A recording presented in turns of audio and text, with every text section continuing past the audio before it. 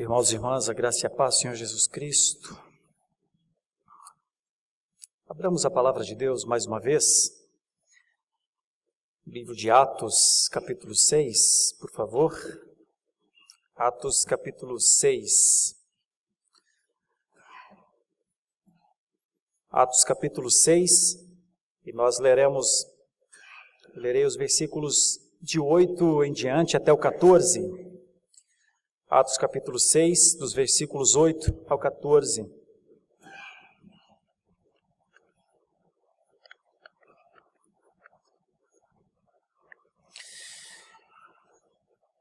Atos capítulo 6, versículo 8 em diante, até o 15, na verdade. Atos 6, 8 a 15. Estevão, cheio de graça e poder, fazia prodígios e grandes sinais entre o povo. Levantaram-se, porém, alguns dos que eram da sinagoga chamada de libertos, dos cireneus, dos alexandrinos e dos da Cilícia e Ásia, e discutiam com Estevão. E não podiam resistir à sabedoria e ao espírito pelo qual ele falava. Então subornaram homens que dissessem: temos ouvido este homem proferir blasfêmia contra Moisés e contra Deus. Sublevaram o povo, os anciãos e os escribas, e investindo, o arrebataram, levando-o ao sinédrio. Apresentaram testemunhas falsas, que depuseram: este homem não cessa de falar contra o lugar santo e contra a lei. Porque o temos ouvido dizer que esse Jesus, o Nazareno, destruirá este lugar e mudará os costumes que Moisés nos deu. Todos os que estavam assentados no sinédrio, fitando os olhos em Estevão, viram o seu rosto como se fosse rosto de anjo. Meus queridos, um estudioso antigo, chamado Tertuliano, ele é acreditado a ele uma frase muito interessante, que é: o sangue dos mártires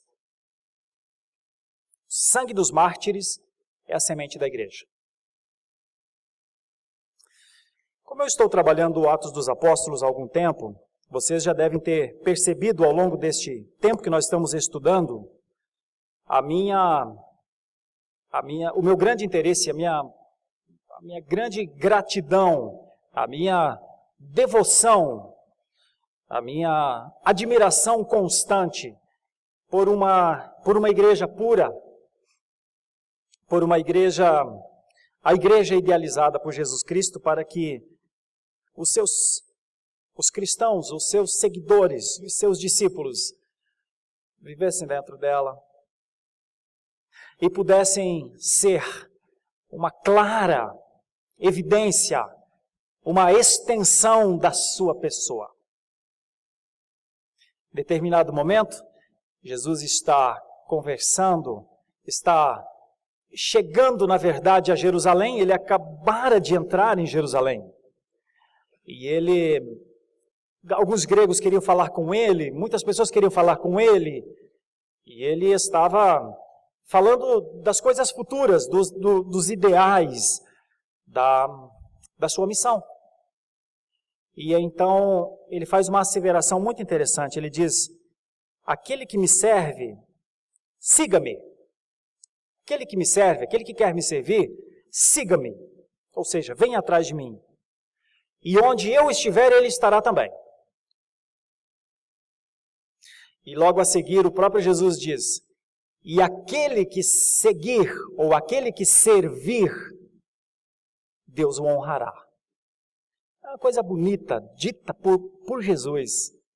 Ali, na base, na construção da igreja, nos fundamentos da igreja. E retornando então ao livro de Atos, pensando em tudo isso, este texto me faz lembrar das palavras de Tertuliano, sim. Sangue de mártir, semente de igreja. com o sangue do mártir, dos mártires, dos apologetas, dos defensores, a partir de suas vidas, a partir da maneira como eles viram a vida, considerando a vida, essa vida do nosso dia a dia, realmente sem importância, considerando uma vida superior a essa vida, considerando a eternidade como realmente a extensão de aquilo que acabaram de começar. Só que as oposições a esse tipo de pensamento, a esse tipo de prática, fizeram com que muitos deles realmente fossem mortos. Nós vamos falar de um dos que foram mortos. É Estevão. E como se dá isso na vida de Estevão, para nosso enlevo espiritual, para uma prática no nosso dia a dia? Se o sangue do mártir Estevão foi a semente, foi dali que brotou um tipo de consenso, de força, de uma visão única, um apoio mútuo entre os cristãos, o que isso pode contribuir para a nossa vida nos dias atuais? Minha intenção, então, é chamar esta meditação de encorajamento. É o título de um hino que nós cantaremos ao final do culto, que você conhece. Medo tens que o adversário vá vencer? Luz te falta, não podes ver? Deixe a luz do céu entrar. Deixe o sol em ti raiar. Deixe o brilho de Jesus brilhar e fazer de você um brilho, uma luz. Pensemos no texto, então. Está escrito aqui no versículo 8. Estevão, cheio de graça e poder, fazia prodígios e grandes sinais entre o povo.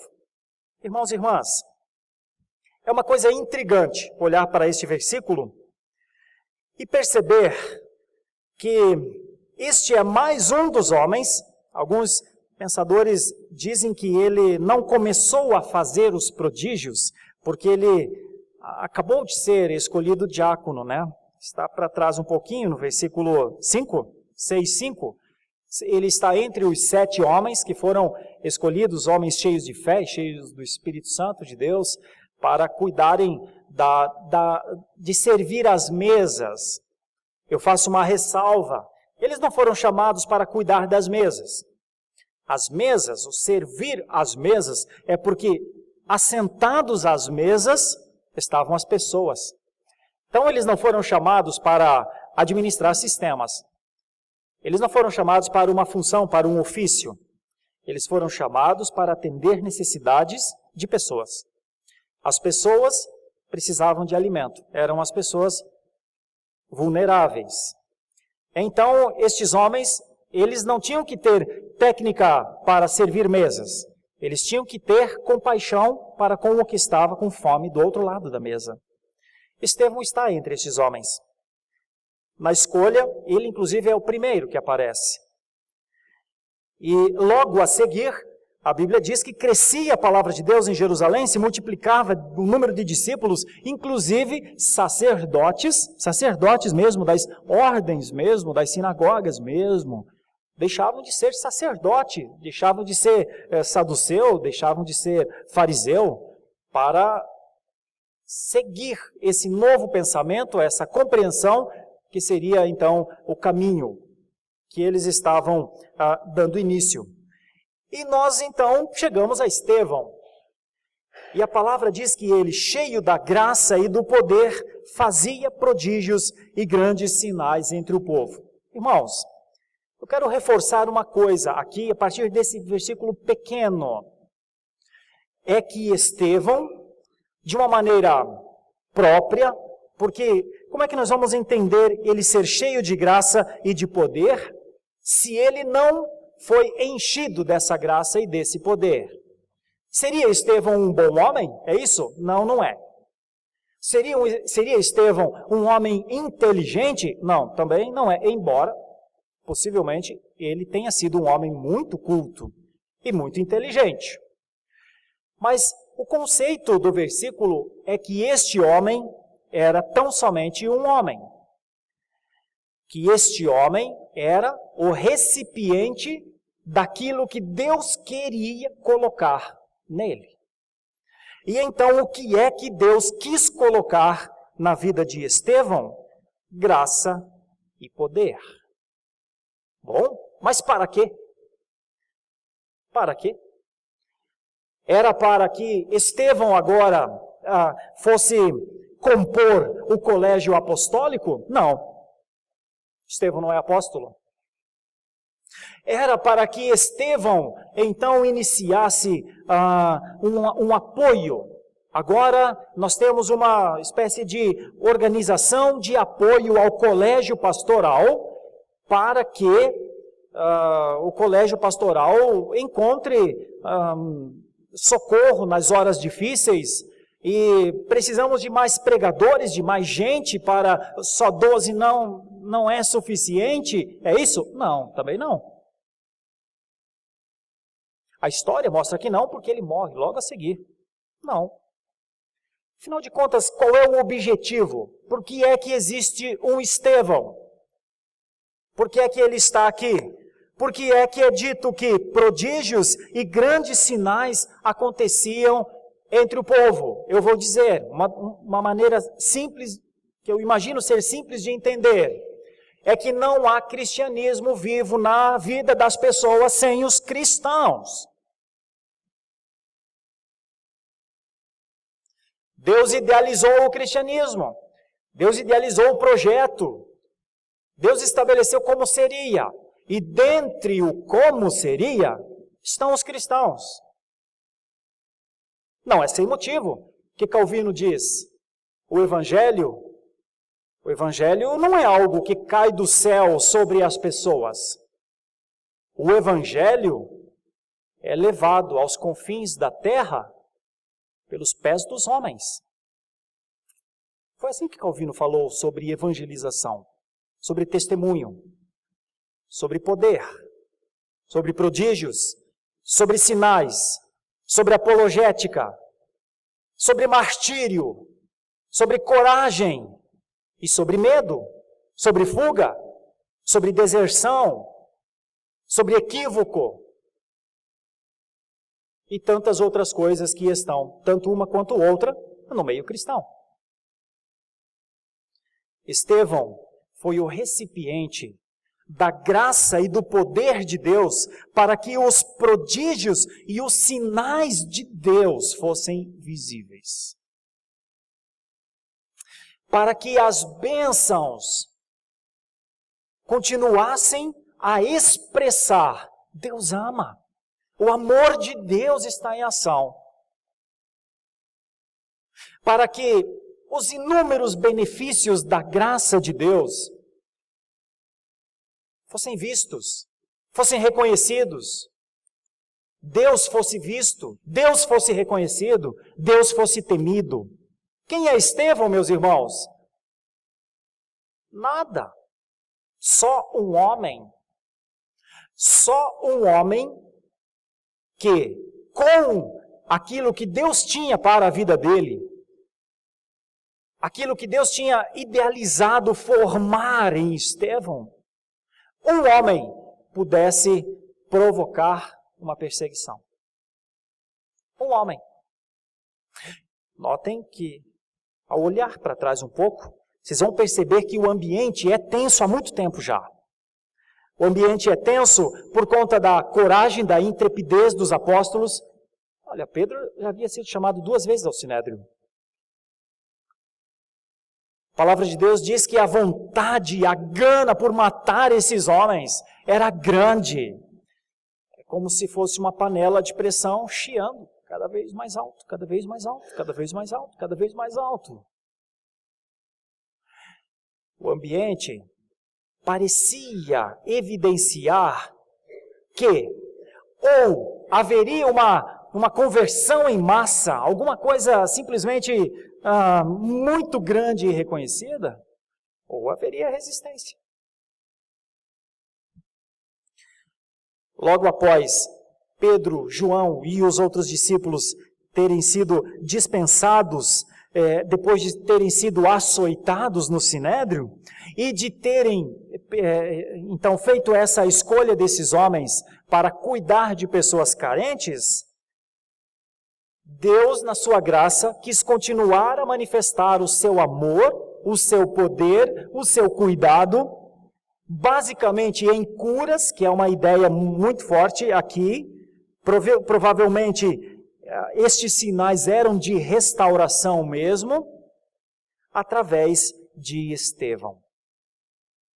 O cristianismo, ele existe no mundo, não porque tem um pregador melhor, um outro pregador ainda melhor, não porque existem experts em interpretação de textos, em leituras adequadas em línguas originais, em conhecedores dos mecanismos de teologia sistemática, teologia bíblica, teologia histórica, teologia exegética e tal.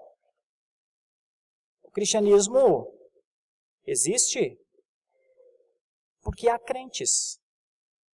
O cristianismo existe e vive e anda e vai aos confins da terra na vida dos crentes, pelos cristãos. Sabe o que me intriga? É que o cristianismo é uma lista infindável de benefícios, de promessa de misericórdia, de promessa de atenção, de promessa de cuidado, de correção para ajustar vidas, de ajuste acerca das decisões que as pessoas precisam tomar.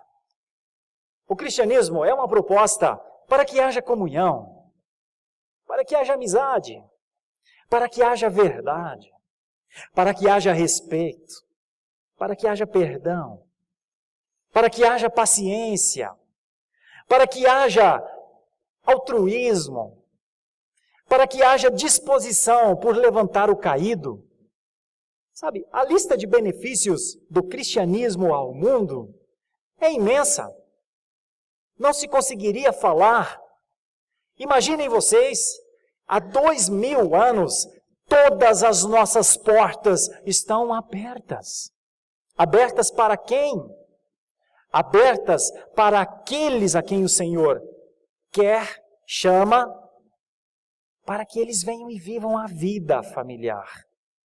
O que é o cristianismo? O cristianismo é a disposição do amor incontinente de Deus. Ninguém para. Deus quis amar a este mundo, amou a este mundo na pessoa do seu Filho. Na pessoa do seu Filho estabeleceu o corpo do seu Filho, o corpo glorificado do seu Filho. Seu Filho ressurgiu e o corpo glorificado do Cristo vivo permanece. Nós somos o corpo. Cristo é o nosso cabeça. Há 2000 anos, esse corpo se movimenta com a mão estendida, se movimenta com a voz poderosa que levanta, se levanta com o testemunho dos tempos eternos que o mundo ainda não viu. Nós apresentamos ao mundo uma possibilidade de sair do seu chafurdamento de lama, da sua imoralidade, do seu autodesprezo por si mesmo, porque ninguém se ama e nem ama o próximo. O cristianismo é uma proposta nova de vida. O cristianismo é uma sabedoria de vida. O cristianismo são os sinais de que Deus ama. São os prodígios novos. São as graças enormes, infindáveis.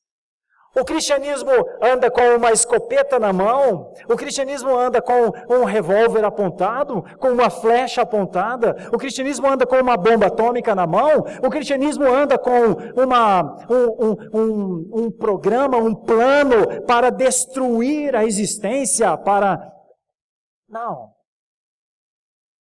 Há 2000 anos, o cristianismo propõe reconciliação, como nós lemos na introdução. Reconcilia-te com o teu Senhor, mas como isso ofende?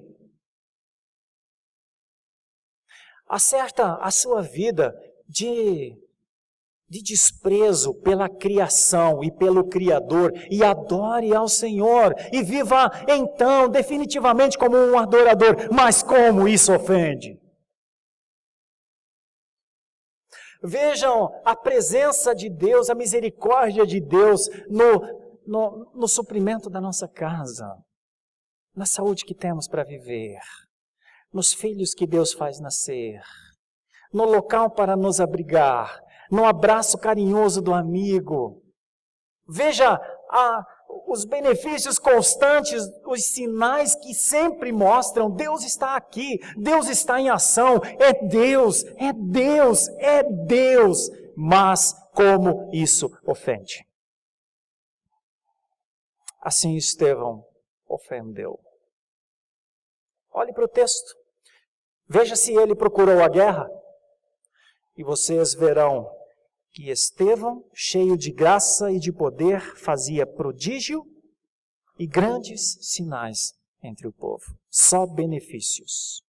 Pois bem, se sangue de mártir é semente da igreja, eu preciso clamar ao Senhor por um tipo de coragem, que é a coragem de Estevão, para viver como cristão. Para viver o testemunho do cristianismo. Para viver a simplicidade, mas para viver a intransigência do cristianismo. Falta cristãos intransigentes em fazer o bem, em serem cheios de graça e serem recipientes do poder de Deus. E intransigentemente continuarem a sua caminhada. Faz falta o espírito de Estevão. O amor a Jesus, a disposição de ali diante de um sinédrio que ele sabia o que eles fariam com ele, poder ter a reação que ele teve no capítulo 7, que nós vamos estudar para frente. Mas aí vem o versículo 9. E o versículo 9 diz que alguns se levantaram e estes vieram de muitos lugares e eles discutiam com Estevão e não podiam resistir à sabedoria e ao espírito pelo qual ele falava. Então eu já começo a delinear aqui duas ideias. A primeira é que sangue de mártir é semente da igreja. Quando os cristãos vivem como cristãos, se alegram em ser cristãos como cristãos, compreendem o que é ser cristãos, amam ser cristãos, embora sejam ofendidos, xingados, embora sejam perseguidos, eles se alegram no simples fato de serem os cristãos. E eles continuam a apresentar Deus ao mundo. E todas as coisas que eles fazem se confunde, como se o próprio Jesus Cristo estivesse fazendo isso pelas pessoas. Essa é uma evidência para que haja um mártir logo, logo. E essa é também uma evidência porque talvez haja tão poucos mártires. Mas isso Estevão ensina. Estevão ensina o que é ser um homem cheio de Deus. O que é ser um homem descontente se o Senhor não estiver operando na vida dele. Isso Estevão ensina. Estevão ensina o que é ele se anular, o que é ele não existir, o que é a sua vida não ter valor, para que o testemunho da existência do Deus de Abraão, Isaque e Jacó seja um outdoor de 3x3 na vida ou na frente, nos olhos de um sinédrio. É o que ele vai dizer depois. O que mais Estevão nos ensina? Estevão nos ensina que sangue de mártir, como semente para a igreja, normalmente acontece por conta das mentiras, das maldades, das vilezas, das sutilezas, dos enganos, das armações, das redes que se armam contra esta pobre e desarmada, no sentido de defesa, de guerra, de litígio, instituição. Queremos a paz. Queremos reconciliar. Queremos anunciar. Queremos dizer a vida além da efemeridade do cronos, do tempo que você vive. Mas por isso somos odiados. e por isso somos perseguidos. Aqueles que fazem isso, outros não, mas aqueles que fazem isso são. Estevão viveu isso. Então Estevão nos ensina o que é ser traído. Estevão nos ensina como permanecer lúcido diante da traição. Como permanecer contínuo, como permanecer focado, como permanecer sóbrio diante das armações. Não é de hoje que o bem é solapado, que ele é tentado de alguma forma pelo mal. Eu não estou querendo fazer dicotomia aqui, mas é que enquanto eu leio aqui, me lembro de um texto muito antigo, você não precisa abrir, está lá no Antigo Testamento, ele está dentro da história de um rei, do rei Acabe. Acabe, não bom rei. Sua mulher, não boa rainha, Jezabel. Acontece que Acabe, em determinado momento, sai do seu palácio e vê uma propriedade do seu lado, no lado de um dos seus palácios. Era uma vinha, a vinha de Nabote. Acabe vai até Nabote e diz: vende a tua vinha, quero fazer um pomar. Nabote diz: rei, não posso.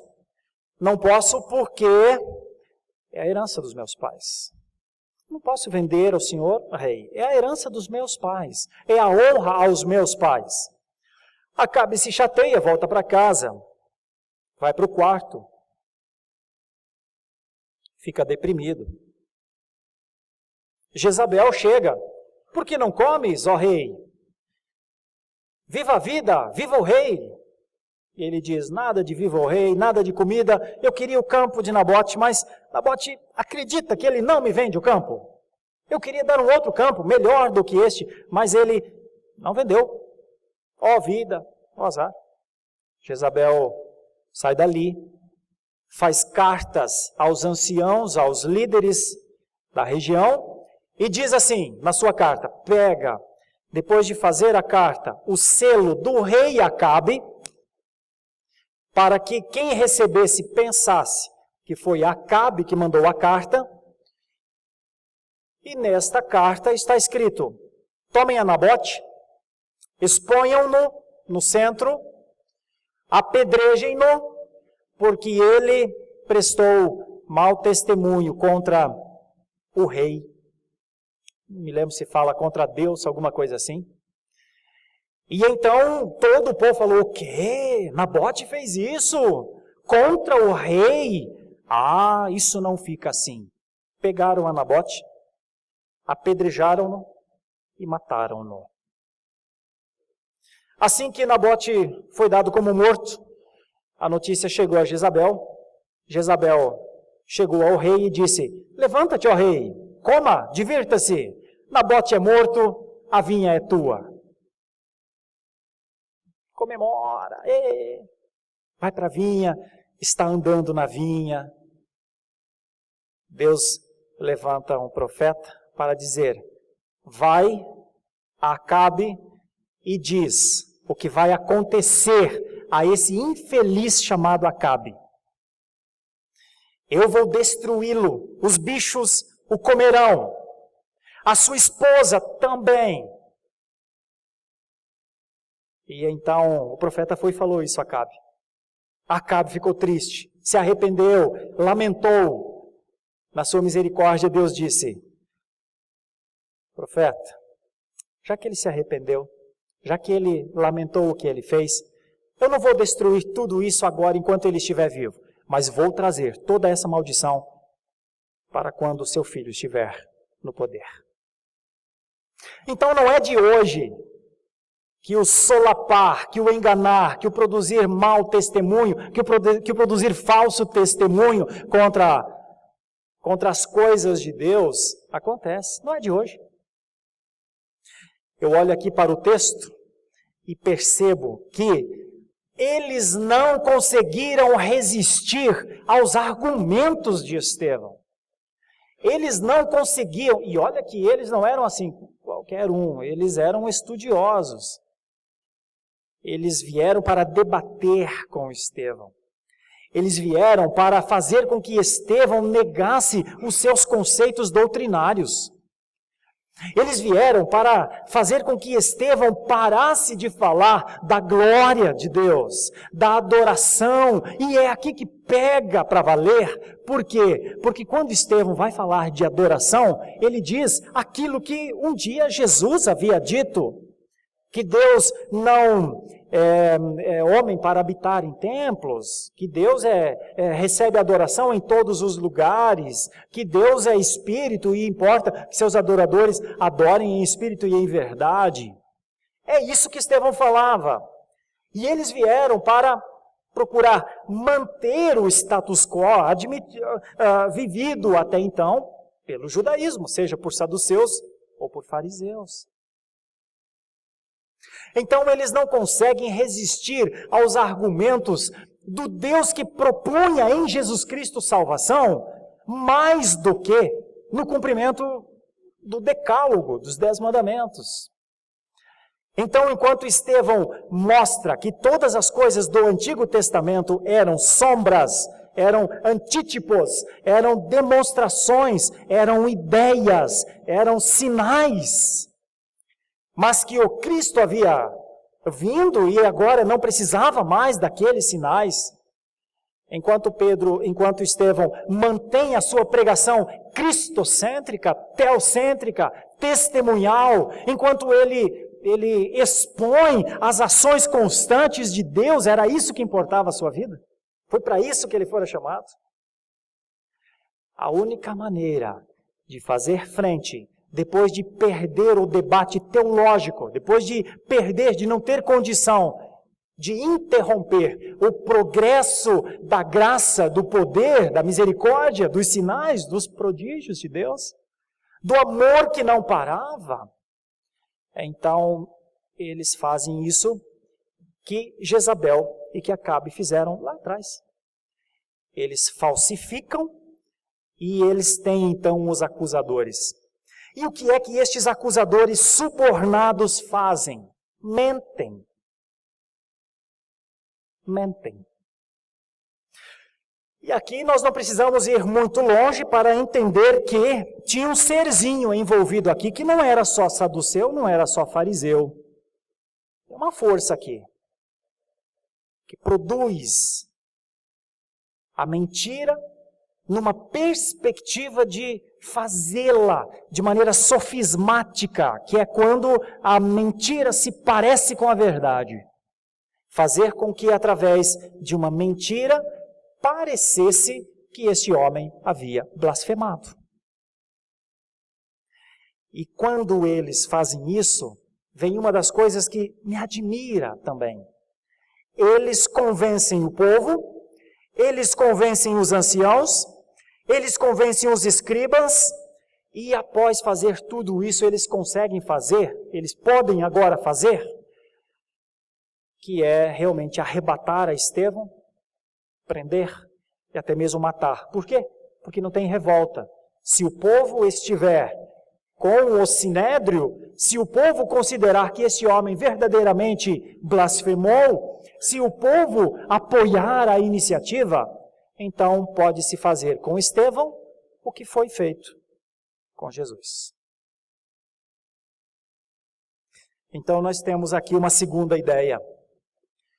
Se sangue de mártir é semente da igreja, normalmente esse sangue é derramado por falsidade, por mentira, por ódio, por não suportar, por não tolerar, por não conseguir admitir que há no cristianismo uma premissa teológica irrefutável.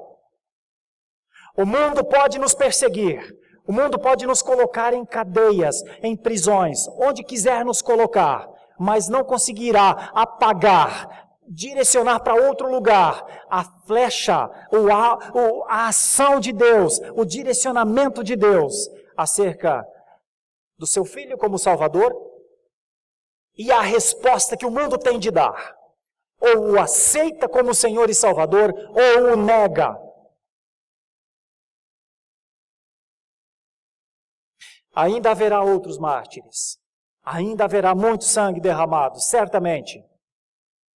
Mas não morrerá o espírito da vida prometida, da vida que um dia será a vida de todos os escolhidos, de todos os eleitos de Deus. E é o cristianismo que faz isso. O cristianismo tem que fazer isso. Ele fará isso. Ele fez com Estevão. Ele fez com os outros homens. Justino o mártir, depois do ano 110. Ele fez com inúmeros outros. Ele fez com os pré-reformadores, mortos cantando, como John Hus, como Girolamo Savonarola, como John Wycliffe, como Lutero, como Calvino, como John Knox e como tantos outros. Tantos outros. As prisões nunca aprisionaram o Evangelho. Em uma das vezes que as prisões quiseram aprisionar o Evangelho, foi quando Paulo chegou a Roma. Só que Paulo, preso em Roma, era o Evangelho liberto no Ocidente. Sempre com mentiras, com perseguições. Sempre nos tribunais, com subornos. Sempre uma tentativa de tornar ilegítimo aquilo que é a essência do cristianismo. O testemunho da glória de Deus.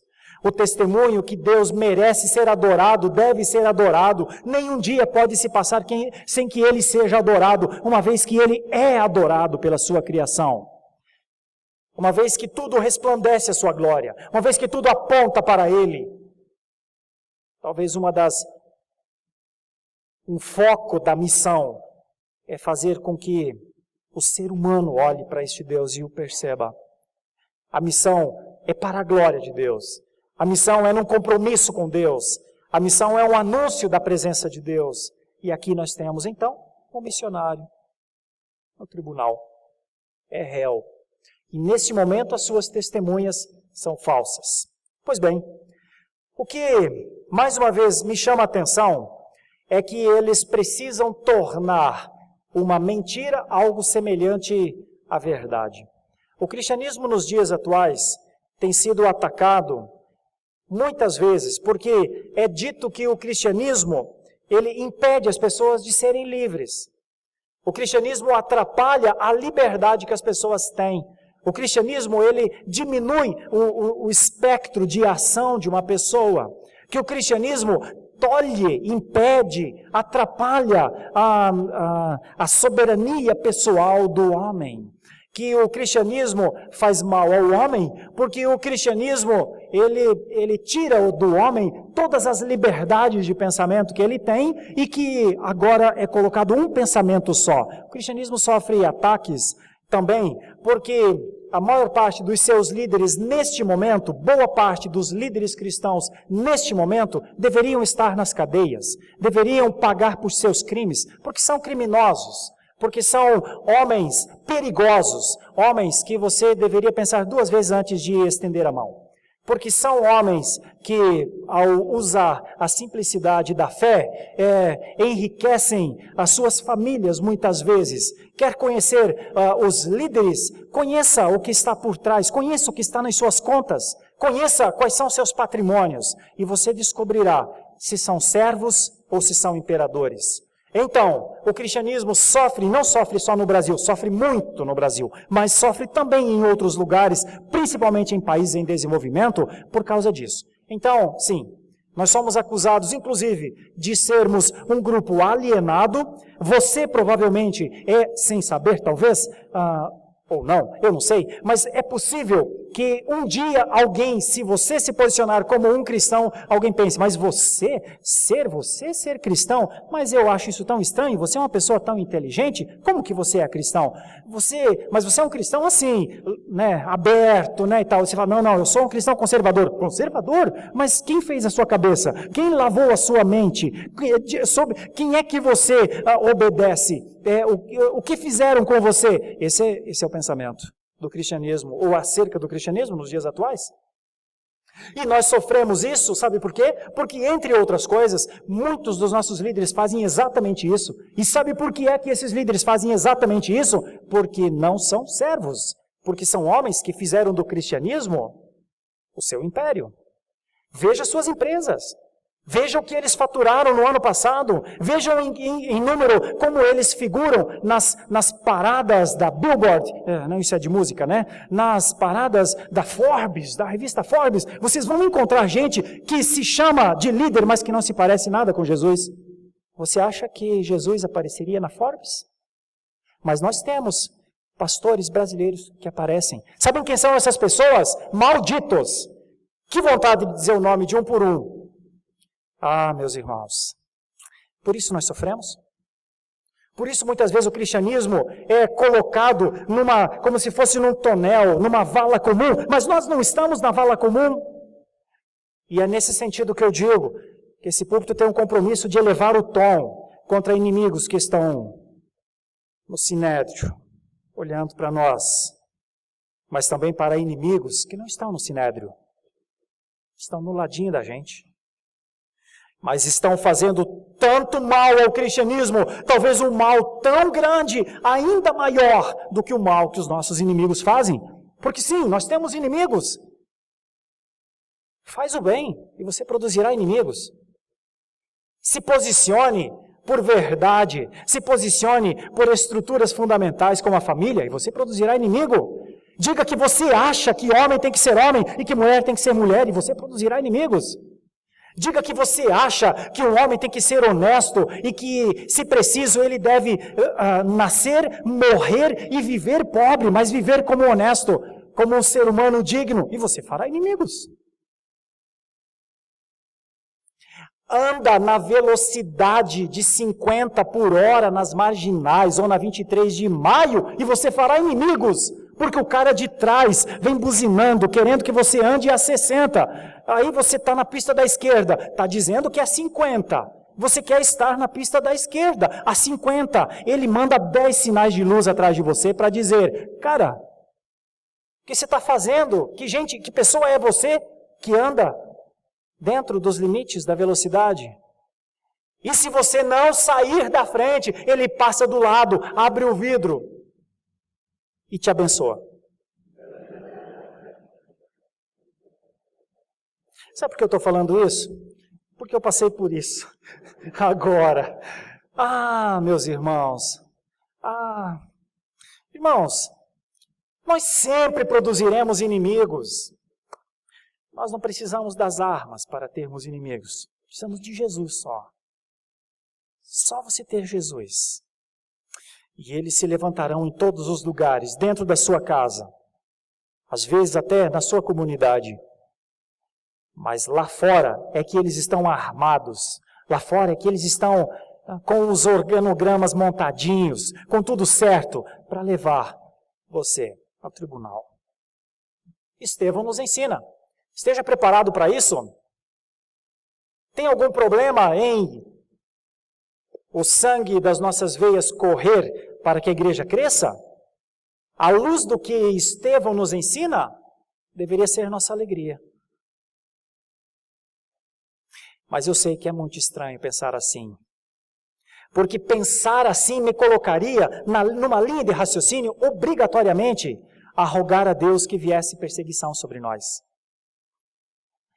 A dizer, Senhor, produz em nós um espírito cristão, para que, se fizermos inimigos, que eles venham sobre nós, e que se formos atingidos pelas mentiras, pelos ataques, se formos atingidos pela maldade, se formos atingidos pelo ódio, que este ódio, que tudo isso que vier sobre nós, possa permear um chão de onde brotará a vida.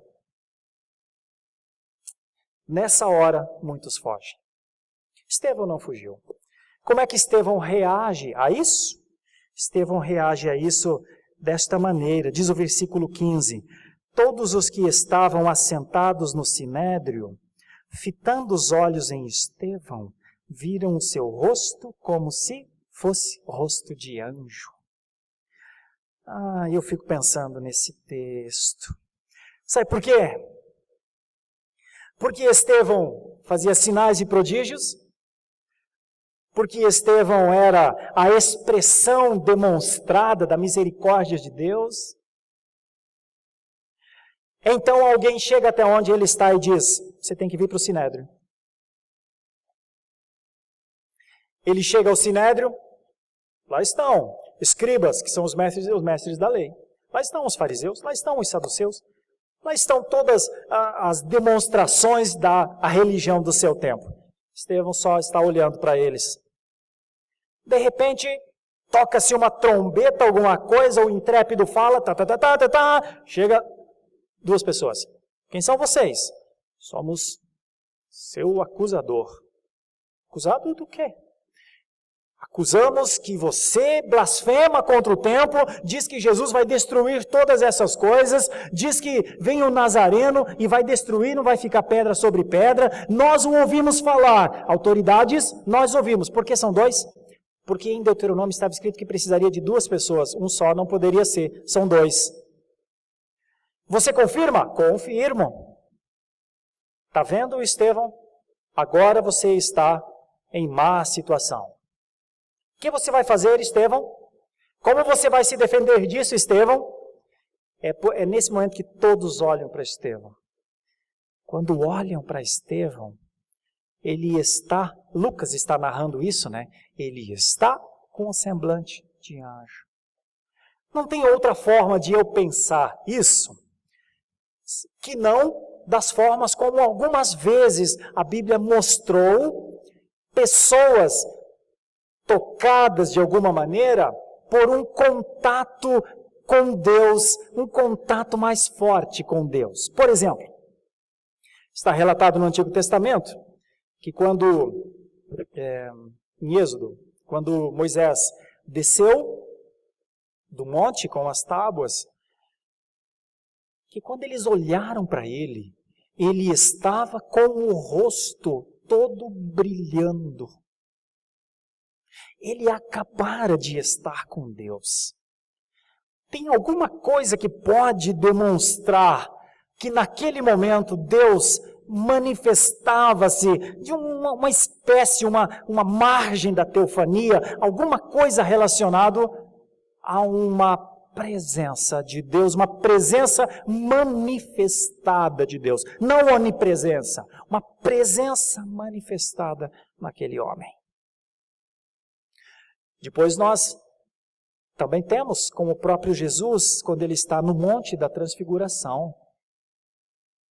E novamente, o texto nos diz que Jesus transludeceu-se.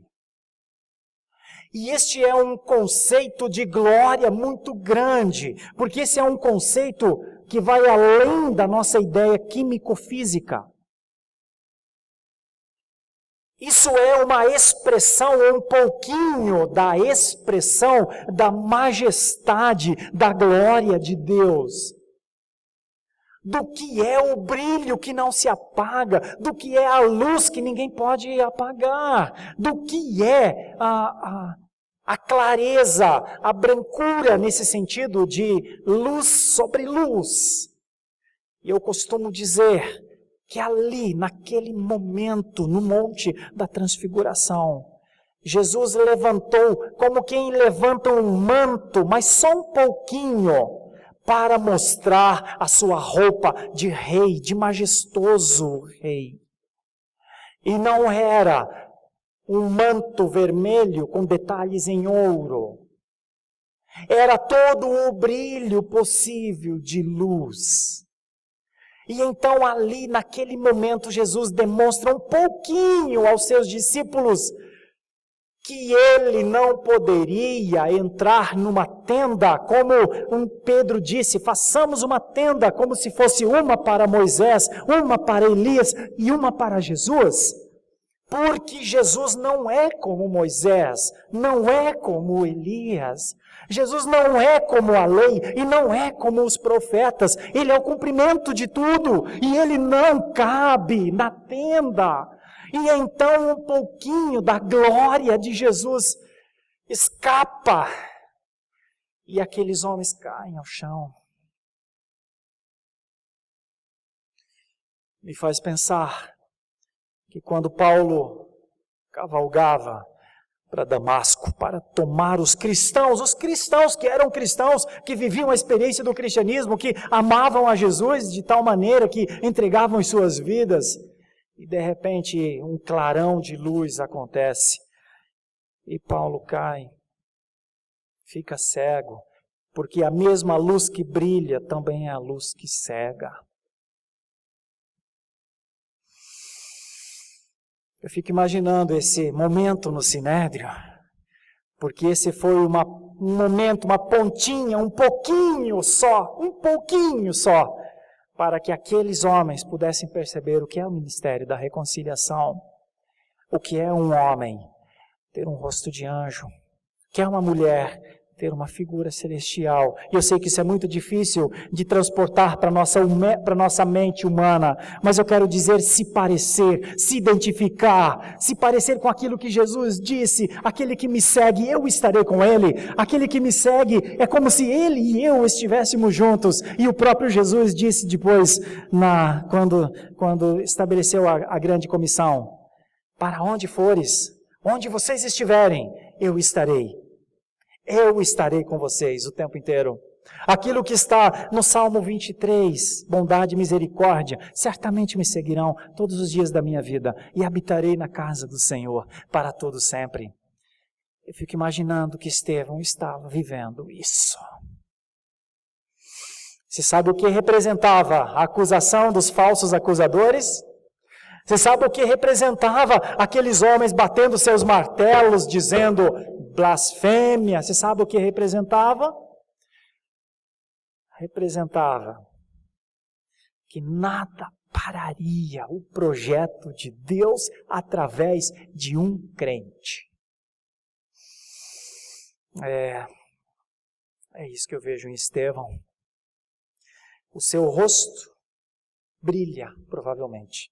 Essa é a resposta. Essa é a resposta às perseguições do cristianismo. Às vezes não são debates. Às vezes o debate já foi travado, já está vencido o debate. Às vezes precisa só evidenciar que se é de Deus. Que aquele ser humano que está ali é um homem de Deus. Às vezes se faz isso, não com muitas palavras. Estevão viveu isso. O que virá depois? Nós teremos tempo para pensar. Até aqui, pense num encorajamento.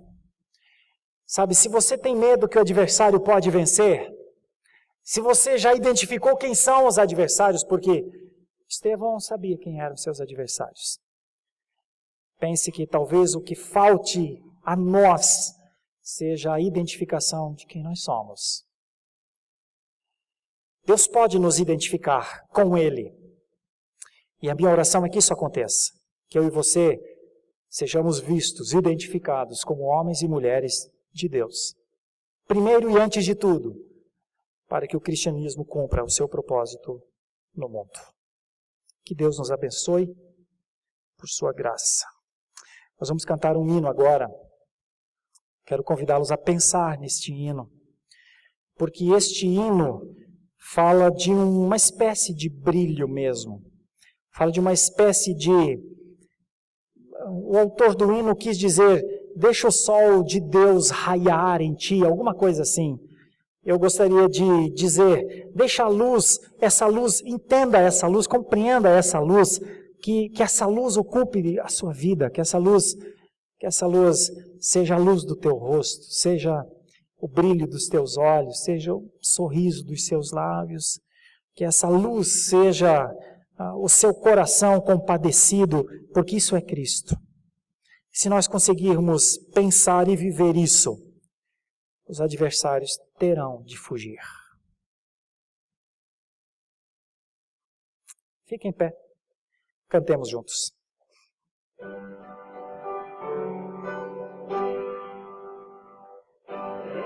Que o adversário vá vencer. Luz te falta e onde estás não podes ver. Abre o coração que Cristo vai entrar e o sol em ti raiar. Deixa a luz do céu entrar, deixa o sol em ti nascer. Abre o coração que Cristo vai entrar e o sol em ti nascer. Tu não tens ainda fé no Salvador. Deus não ouve as tuas preces com favor.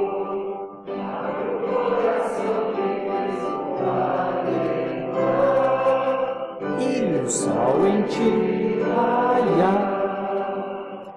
Deixa a luz do céu entrar.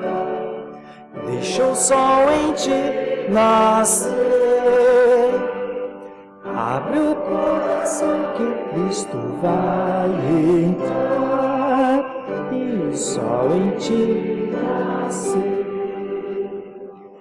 Queres ir andando alegre para o céu, pisando todo negro e denso véu, e é um coração que Cristo vai entrar e o sol em ti raiar. Deixa a luz do céu entrar, deixa o sol em ti nascer.